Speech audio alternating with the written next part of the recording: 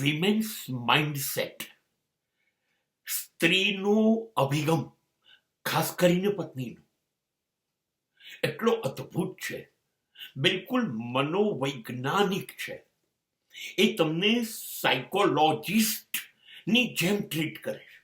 એને પાક્કી ખબર છે ક્યારે તમારા વખાણ કરવા, ક્યારે તમારી ટીકા કરવી, ક્યારે તમને પ્રેમ કરવો, ક્યારે તમને નફરત કરવી, ક્યારે તમને એકલા પડી દેવા, ક્યારે તમને એકલા ન પડવા દેવા.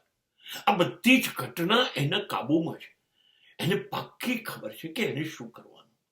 એ તમારા વિકાસમાં તમને ન દેખાતો હોય એવો અદ્રશ્ય ફાળો પણ આપશે.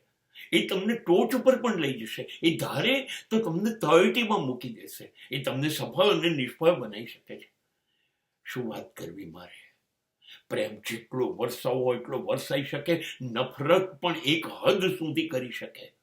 અને આ સ્ત્રીઓએ ભૂતકાળમાં સાબિત કર્યું છે. એમની સુંદરતાએ કેટલાય સામ્રાજ્યને સ્થાપના કરી છે અને એમની સુંદરતાએ કેટલાય સામ્રાજ્યનો વિનાશ કરી દીધો છે. ક્લિયોપેટ્રા અને મેરિલિન મનરો એ આના શ્રેષ્ઠ ઉદાહરણ છે.